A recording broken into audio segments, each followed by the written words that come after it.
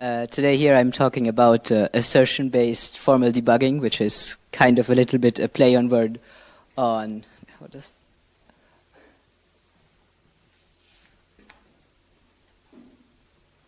okay. So which is kind of a play on word on the traditional term, which is the assertion-based formal verification. So I want to start a little bit to see what kind of audience I have here. Who here has actually used the formal verification, you know, the process, the traditional one of you look through your whole requirements and you very carefully do all these things. Has anyone tried this before? Oh, 3 people, nice. I don't think I have anything to teach to you. So, has somebody else already had some verification engineer take their design and verify it? Yeah, a few, interesting. So, has somebody tried just playing around with the tool, even if it wasn't part of what they were assigned to do from their job? Some hobbyists, nice. And so, who has a vague idea of what even is formal verification? At least half, okay. So yeah. So there is this traditional flow of, you know, you have your finished RTL and now you want to be really, really sure it does exactly everything that the requirement specification says. And then you have a separate team of people, they are verification engineers, they have this secret sauce, they know how to do this. This is not what I'm talking about today. So this is really just if you are doing during development, I think the formal tools, they can actually give you something. If just while you are developing the tools. And so I want to just give another option that you can play around with and, you know, crawl before you walk and see if this can maybe add something on top of simulation that can be useful for you. So here I'm not going to go into all the complex, you know, methodologies or anything like that. I'm also not going to focus on the syntax because you can always Google syntax. And also I think a lot of people here are using VHDL. I'm using System Verilog, so. But you can stay for the next talk where you will hear about exactly the same thing but in VHDL. So yeah, I hope just to give you some maybe additional things to try out. So yeah, as I mentioned, so the tools and language that I'm going to be using in this presentation, so I use SBY, Symbiosis. This is our open source tool. I use this because that's the only one I have access to. The other ones are very expensive.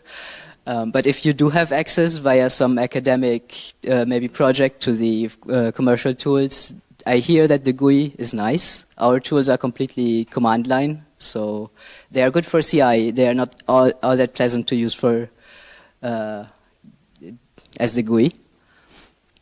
So yeah, also we do have a commercial version of our tool, which is mostly of interest if you need the system Verilog assertions. Tristan has done very good work, so on the VHDL side you have everything in open source available of the PSL.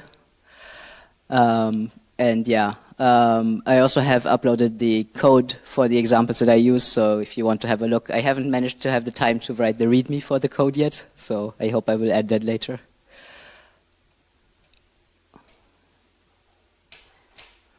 So yeah, just the very basics of assertion-based formal verification is you have these 4 keywords. They are actually maybe familiar from simulation as well because it's the same keywords that you will use if you're doing some kind of checking test bench, but they work slightly differently. So there is assume, which is generally what you want to use if you want to make sure that you only look at things that conform to some external requirements. So if you say the input, you know, has to be this kind of shape to be valid input, then you use assumptions. Restriction is internally exactly the same as assumption, but it kind of gives a different hint to the reader that here you are just not interested in looking at some of the cases. So you say don't take into consideration anything that doesn't fulfill this expression. So there's a slight difference in which ones are the same compared to the simulation, where in simulation the assume, I guess the simulator will just do the same as if it sees assert. If it is violated, it will just give you a message. The restrict it ignores completely. Then there is assert, which I think is probably the one most will be familiar with, which just checks that this expression that is in the assert is correct. And so that one, if you put it in the simulation, of course, it will just print you a message. If you put it in the formal verification, it will try to find some kind of trace that violates it, and then give you that trace. And cover, this is completely different from simulation. So in the formal verification, the cover is really the same as assert of the inverse. So it's the same thing, because the assert, you tell it, find me a trace that violates this. In cover, you just tell it, find me a trace that shows this. And I want to see the good behavior. It's also just a kind of a communication of, do you think this is good or bad? So yeah, so how does this actually work under the hood? Let me give you a quick example. So this is an extremely simple module. It just has an output that is like a single bit function of 2 inputs, XOR here. And so we know some things about this. If we assume that the B input is always 0, we know that the O output should always be the same as the A input. And so if we encode this, we can have it in multiple places. So here you have some choices. I don't want to get too far into the syntax, but there are like different ways you can approach this. You can put it directly in the code.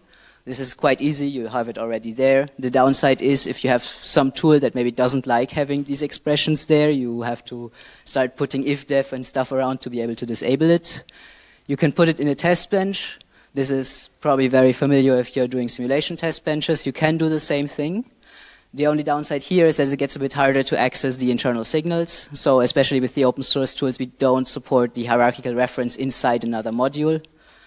So then that one would not work. And then the bind, so this is not supported in open source. This is only supported in the commercial version. But there you can inject the module inside the DUT. So it becomes a submodule of the DUT. So that means you have access to all of the internal signals, and it's still encapsulated in a separate thing. So when you have access to this, it's quite nice to use. And yeah, and then for running it, you also like just have this small configuration file for SBY that tells it what are all the files, how do you read them in, and then you have some configuration options where you can say like what kind of a check you wanted to do, and then you run it, and it'll tell you either pass or fail, basically. So, but how does it actually go to figuring that out? So internally, what happens is that all of these things get converted into equations. So you have the circuit itself, which is the part I put in purple here. So there is this one gate expression that becomes one equation that says that the O has to be A XOR B. And then there is the assumptions. These also can be converted in some equations. And then there is the assertions or covers. These also become some equations. And then what the tool does is it takes the assumptions and the circuit equations, and this becomes the base model that it puts in. And then you add one by one the assertion. And for each combination of the base model plus one assertion, it will try to find any kind of variable. So it gives it to SMT solvers, and those will do some solving of equation systems, and they will figure out, is there any combination of values that fulfills this whole equation system? And then if it finds you a solution, then it goes back to thinking about the larger context and says, okay, I found a solution. That means actually there is a value that fulfills all of this. That means the assertion is actually not true because I found a value that does the opposite of that. So then it can take all these values and it can put them in a VCD trace, and you get back a VCD trace of all the inputs that end with, here is the assertion that is falsified. But also it can happen that it doesn't find any. So it thinks very hard, and it can prove it's not possible to have any combination of value that actually fulfill all these equations. So you know it's not possible to have any values. This is called unsatisfiable as the return value. And then it knows, okay, there's actually no value to fulfill this assertion, so it's always true. So then it tells you pass. This is true about your design. So this has some implications, because the solver, it doesn't know anything about circuits. It's just purely mathematical. So it will find the weirdest combination of input signal that you would never have thought of, because in your mind, these signals, they have meaning. But the downside of that, of course, it's also its weakness, is that if you didn't tell it what is not supposed to happen, then it will do the thing that is not supposed to happen. So if you leave any initial value unconstrained, its greatest trick is to always say, oh yeah, I'm starting in the state that violates your assertions, right? Also, if you make, if you're not precise enough in describing the restrictions on your inputs, then it will make advantage of that, and basically this applies the garbage in, garbage out principle, that it will find whatever garbage it can to make you the garbage output of, well, here I violated your assertions. So the hardest work in using formal verification is writing the assumptions about the design. But you are in the developer, as a developer, you have an advantage here compared to the person who comes in, looks at the finished design, and then now has to start writing the assumptions. If you do this while you're developing, it comes fresh in your mind, it's much easier to do this. So there are a few things you can do with this, and we're going to go to some examples. So these 4 things is what I had in mind. So the first one is to create test bench stimuli using these tools.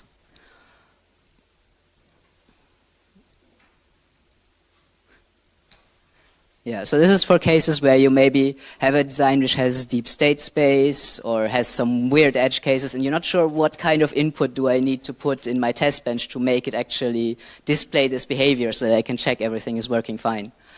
So what you can do is you can just tell the tool what you want to observe, and it will find out how to get there. So for this, I have a somewhat elaborate example. So I have this little example of this not very interesting game. So there is a map that is stored in ROM, and you have to navigate this map without walking into lava or drowning in water or choking in gas. So there's different terrain types. So you have buttons to navigate, and if you have to cross water, you have to hold a button. If you have to cross gas, you have to hold another button. You have a start button. So very simple game, not very interesting. The implementation is also quite simple. There's this one FSM, which just keeps track of, have you started the game? Is it running? Are you dead yet? Or have you actually reached the goal position? And there's 2 submodules. One of them is the module that is checking that the position you are in is okay, considering the buttons you are holding. And the other one is the debug module that is in there for some debug purposes. No, that's the wrong direction. Yeah, so let's try this out. Let's start with adding the property we want to see. So we just tell it, cover me the property that the game state is the game is won. And then we know there are some external constraints that we have been told about, that we have defined before the development, which is that some other module is responsible for the button management, and so they have assured us that you only get 1 button of the direction at a time and 1 of the modifier button at a time. So we add those assumptions. We know that this is something we can rely on. And let's just try and see what the tool it does. Well, what the tool it does, it tells you, oh, it's great, I've managed to do this in 1 step. And I think you can guess what happened. Yeah, it just started with game 1 because the FSM was not initialized. So let's add also, well, first cycle, please assume that the reset is 1, so that it can, start with all the initial values that we expect. So note that here we are only restraining it for the first cycle. It could, at any point afterwards, decide to go and do the reset again. If it can manage to glitch its way somehow into using the reset, soft reset, to get to the destination faster, it will do that. But here there is no way to do this, so it doesn't activate the reset again. So let's run it again. It says now it took me 15 steps. That looks better already. Let's see what it did. So yeah. This is a little weird. It stays in pre-game for a long time, and then it's running for 1 cycle the game.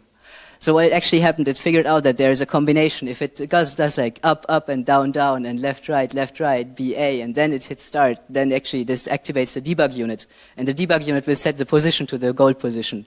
So it actually figured that out on its own, And it is even clever enough to tell that if it did do this code in the start position of the game, it would walk into lava, right? So it does the whole code before it starts the game. The final piece of the code is the start button. It uses that to start the game and then immediately win the game. So actually quite clever, but it's still not what we actually wanted, right? So now, no, wrong direction again. Let's add one more property. So now we say, don't use the debug. This is a restriction since, the debug is part of the valid state space of the design. So we just communicate this as restriction, not assumption. And run it again, and now it takes 36 steps. And by the way, running this takes about 1 second on my computer. So yeah, now we see it's actually doing the proper thing we were looking for. So it starts the game, and then it navigates the direction. It slowly gets to the increasing values of the position until finally it reaches the winning position, and the game is won. Nice. So what else can we do? It also generates this simulation test bench file for you. So now that you want to go and have a test bench in your CI that makes sure that this keeps working as you continue developing, you can copy this. And so there's a bit of special handling sometimes necessary because the formal verification, it doesn't have a clock, right? It doesn't have a clock frequency or anything like that. It just has these steps. And so it generates this cycle counter that just counts up, and then but you can insert that into your test bench. It should work fine. Wrong direction again. So next thing that you can do with these tools.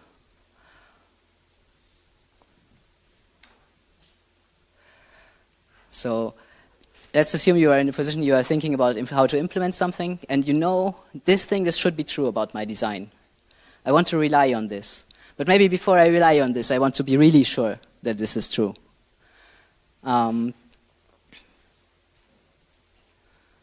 So for this, we have kind of an example that happened in the past when someone in our company was developing this machine learning accelerator for ECP5 that has a 10-stage pipeline where it's doing some computation. And 3 of these stages, they have to access the memory. So there are 2 stages where memory read, and then in the end there's also a stage where the memory is written. And so these could sometimes create conflicts, right, where they try to access the one memory port at the same time. And so we could write an arbiter to make sure that it else happens, or we could insert a bubble sometimes to just make sure everything is always aligned such that they will never activate at the same time. But if we do that, then we have to be also sure, did we get it right? Like, can we really not ever create a conflict here? And so there we have this property that just says that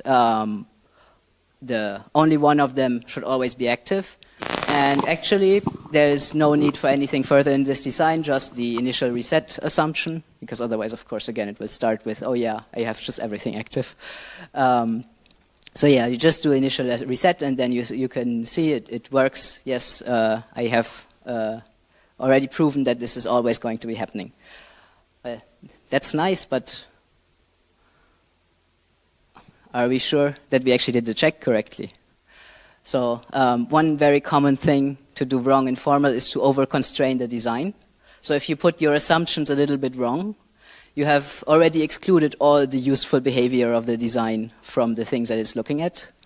And so in that case, you will often get a vacuous pass. It will tell you, oh yeah, for all the behaviors that I can look at from the design, all of them fulfill your assertions. But actually all the behaviors in the design maybe are only the reset state because you accidentally configured it to always have the reset high. And then you don't know this if you don't check.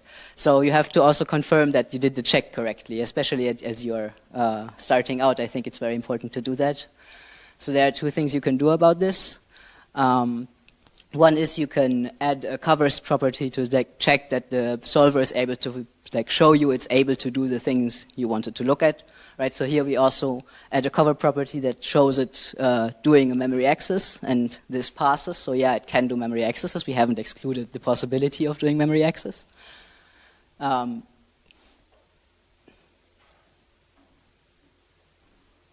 Is this not working? Yeah. And so the other thing we can do is we can try and break the design, right? So let's just say we forget one of the conditions in the stall. So I just deleted a little bit of the code here, and I ran it again, and it immediately found a counterexample and said, no, now you can violate this assertion. So then we have a pretty good idea that, yeah, it is actually checking what we wanted to check. So yeah, then going a little bit further, if you have been doing these things, you have been adding assume and assert to your design over time, and maybe you have managed to get your colleague to also join you and write some assumes and asserts for the other module that is maybe on the same bus. Now you can exchange your properties. So you take the assumptions of the module on one side of the interface and move it to assertions on the other side, because for one side to rely on it, the other side has to be sure to actually upkeep those behaviors that you agreed on. And you can do also the same, like if they had some assumptions, you check that you'd complied with them. So this is called the assume guarantee. You can get quite advanced examples for this. So we have, for example, a set of properties for the AXI4 protocol that can be used in this way. But that one is also system Verilog. It requires the paid version. Yeah, the other,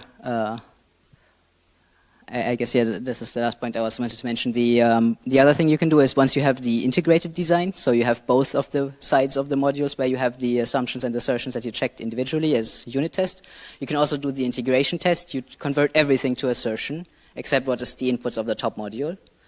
And then for that, you have made sure that it always keeps up all the things you wanted to keep up on the whole design without any of the assumptions that you made internally for the development of the individual blocks. And so the last thing is when you are bug hunting.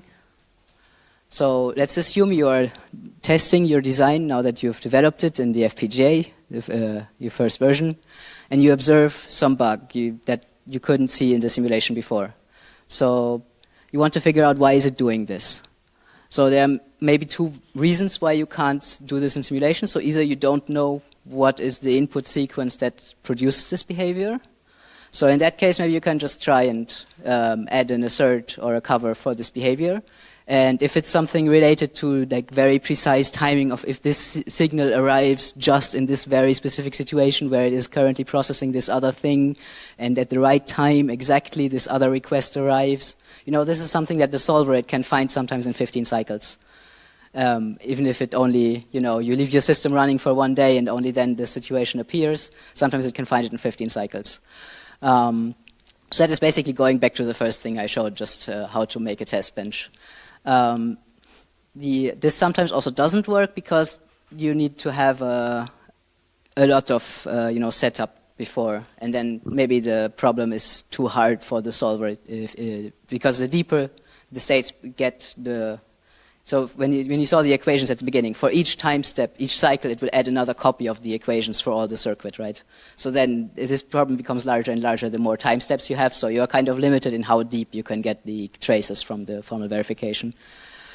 And so if your problem is actually that you need to get quite deep, another thing you can try is you can use the co-simulation. So if you already have a test bench that goes some way into setting up the design into something that is maybe close to what you think where the problem is, you can use the VCD from the simulation.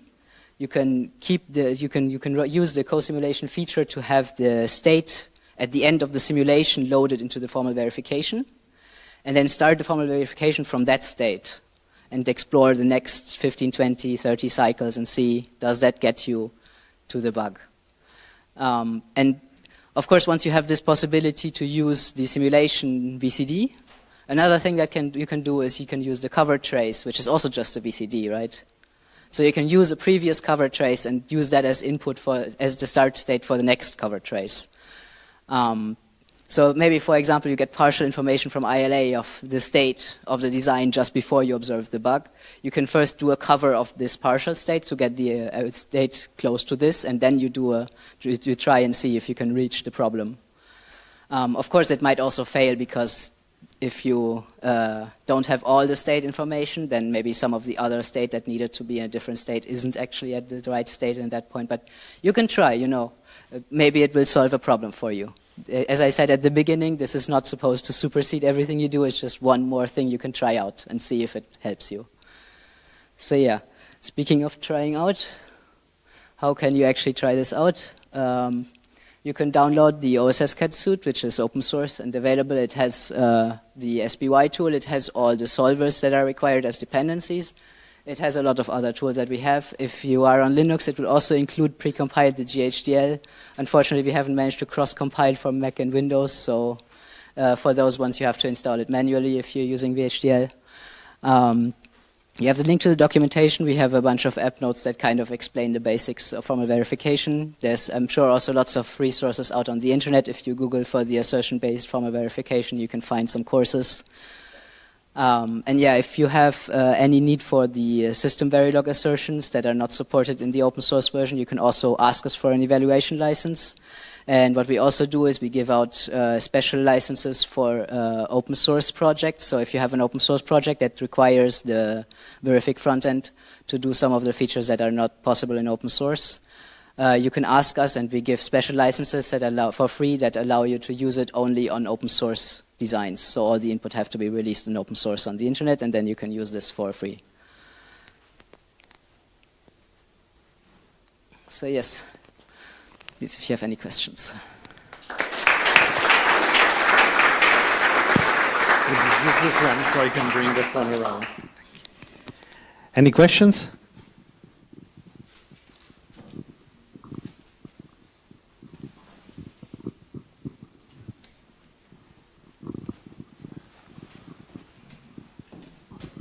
Thanks, Nina. Great work.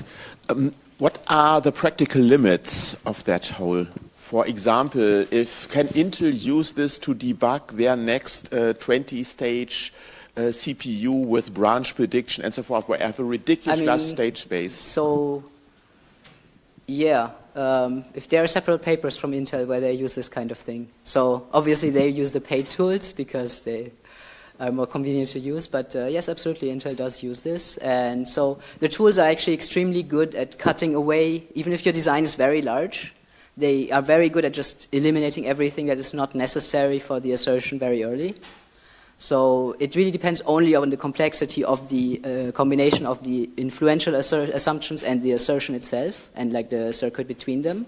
All the other things around get eliminated very early by the optimizations from the solver. Okay, because yeah, I was thinking like if you have a deeply pipelined CPU, you have to bring your pipeline in a certain state to trigger a specific event, and only then something happens, right? And it can take you quite ages to get your pipeline into that state. Yeah, so there are techniques to deal with that. So it is a problem at that point, so you can get quite far, and also there are techniques to abstract away like how to get there. But I'm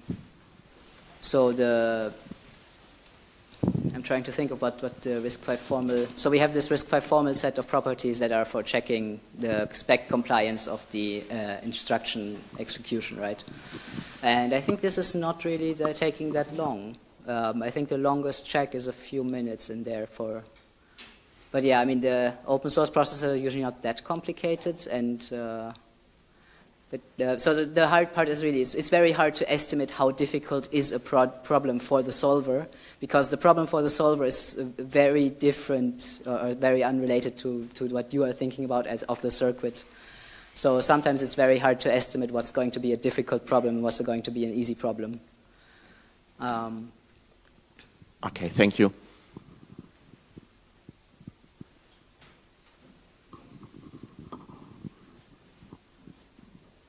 Any more questions?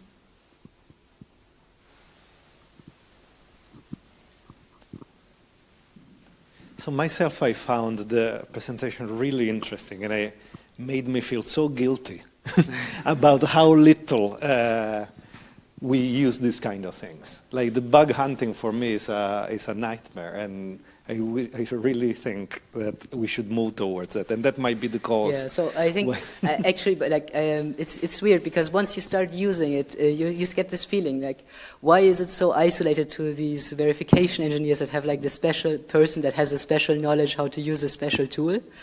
It's kind of like if you told the developer, no, you don't get the simulator. There is like one person who knows how to use a simulator. You tell him if you want to simulate something, right? But I think it's just because of the price of these tools. They are priced with the same kind of expectation that there is one person per company or like small team.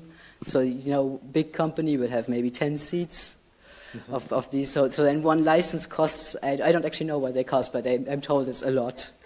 And so, of course, then nobody can like get started on this because it kind of comes also this aura of special knowledge, and then because if you start doing the very thoroughly like formalized process of really making sure everything is proven, it starts to become very hard and very effortful.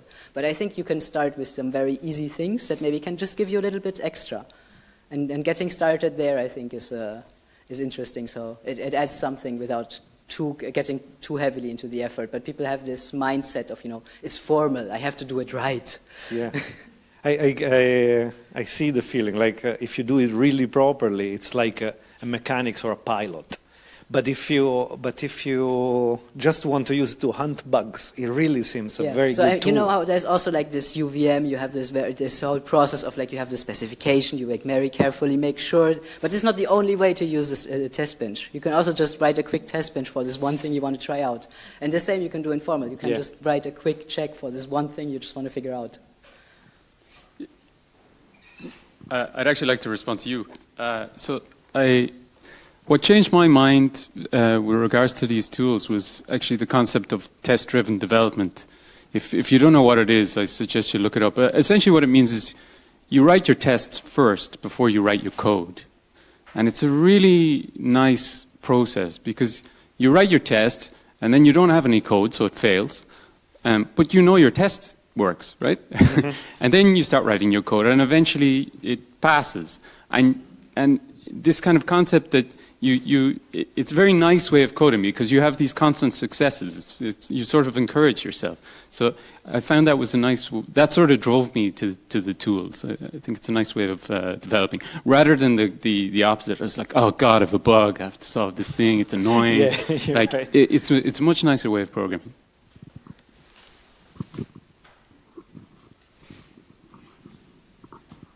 Yeah, thank you. Any more questions?